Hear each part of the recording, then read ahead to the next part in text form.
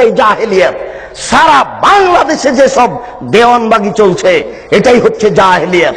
শুনুন, এই দেশের মাটিতে যে আপনার চলছে ওই চিশতিয়া, নকশবন্দিয়ে, মুজাদ্দিদিয়ে, এইসব সব তরিকা জাহেলিয়াত। 1980 সালের জরিপে এই দেশের মাটিতে 2,98,000 পীর আছে। সব পীরের সব তরিকা হচ্ছে জাহেলিয়াত। এই মাইজ ভান্ডারি হচ্ছে জাহেলিয়াত। আশ্চর্য, নারী পুরুষ একাকার হয়ে জিকির করছে। সেদিন আমরা গেছিলাম নরসিংদী, এটা নজরপুরা, নরসিংদী নাকি নজরপুরা একটা গ্রামে গেছিলাম, নরসিংদী। তো আমরা নজরপুরা থেকে বক্তব্য দিয়ে আসলাম, পাশে গান বাজনা দিয়ে বাদ্যযন্ত্র দিয়ে নারীর বক্তব্য চলছে। নারীর বক্তব্য, নারী গাজাল করছে, বক্তব্য দিচ্ছে, বাদ্যযন্ত্র চলছে।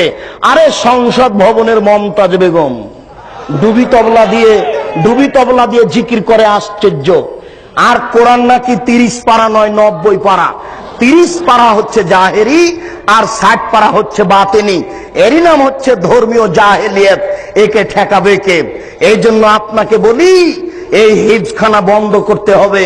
যেখানে কোরআন হাদিস শিক্ষার ব্যবস্থা আছে সেখানে হিফজখানা খুলতে হবে। এই ছেলেটাকে আপনি কেন হাফেজ করলেন?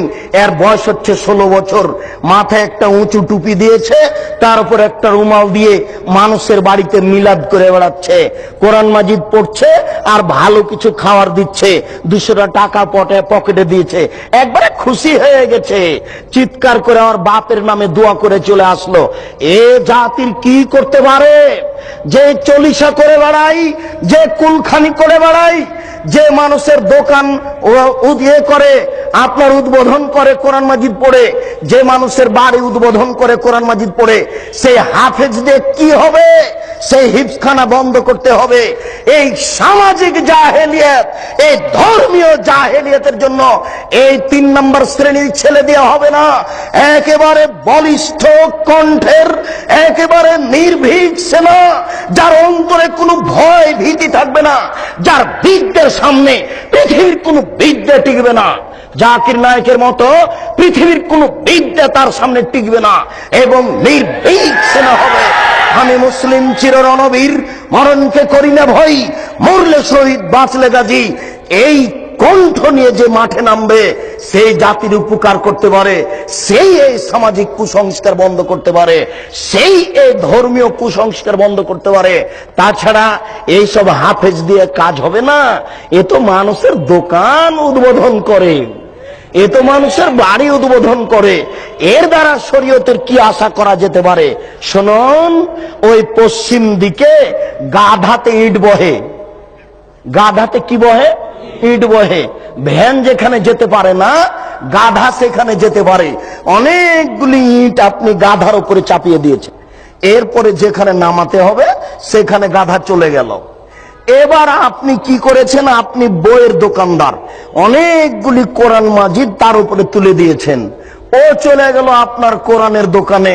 তো গাধা কি জানতে পারলো যে এখন কোরআন না ইট? ও তো জানতে পারলো না যে আমার পিঠে কোরআন আছে না ইট আছে। তো যেই ব্যক্তি শুধু কোরআন মুখস্থ করলো, দাওয়াত খেয়ে বেড়ালো, এ তো বুঝতে পারলো না যে কোরআন। এই কোরআনের ভিতরে আছে জাল হক এসেছে সত্য, ওয়াজাহাকাল বাতিল চলে গেছে মিথ্যে, ইন্নাল বাতিলা নিশ্চয় মিথ্যে, কানা যাউকা। এই দেশের জাহেলিয়াতকে লাথি মেরে ডুবিয়ে দিতে চাই, এই দেশের অন্যায়কে যে কোনো মূল্যে উৎখাত করতে চাই। আল্লাহ, তুমি বড় দয়াবান, তুমি বড় রহমান, তুমি বড় ক্ষমাশীল, তুমি বড় শক্তিশালী। তোমার শক্তির দরবারে আশাধারী হয়ে বলছি, আমি বন্ধা হলে কি হবে? আমার স্ত্রী বন্ধা হলে কি হবে? আমার বয়স 80 হয়েছে, তাতে কি হবে? আমার স্ত্রী বন্ধা হলে কি হবে?